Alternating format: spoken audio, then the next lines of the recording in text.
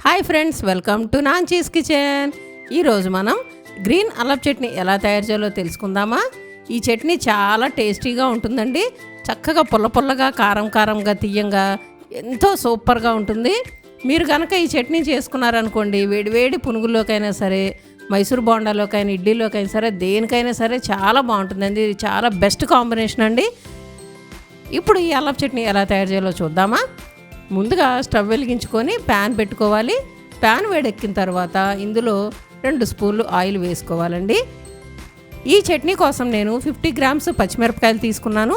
ఈ పచ్చిమిరపకాయలు ఇలా కట్ చేసేసి ప్యాన్లో వేసుకొని బాగా వేయించుకోవాలండి. ఎంత బాగా వేయించుకుంటే చట్నీ అంత టేస్టీగా ఉంటుంది.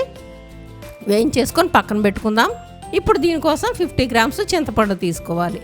ఎందుకంటే అన్నీ మనం సేమ్ క్వాంటిటీ తీసుకున్నాం అనుకోండి, టేస్ట్ బాగుంటుంది.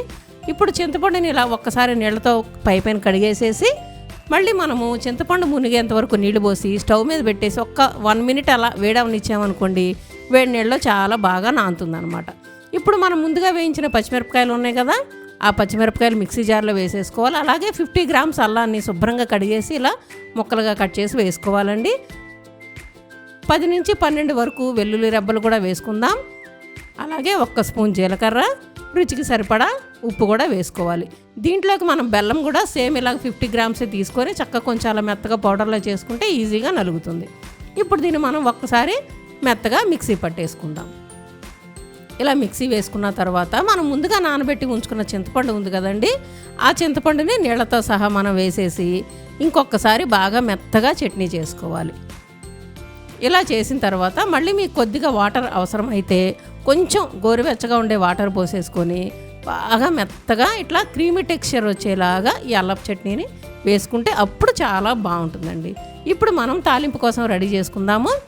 ఇందాక వేయించిన ప్యాన్ ఉంది కదా, దాంట్లోనే 1 స్పూన్ ఆయిల్ వేసుకొని, ఆయిల్ వేడెక్కిన తర్వాత తాలింపు దినుసులు, కరివేపాకు వేసేసుకొని వేయించేసుకోవడమే.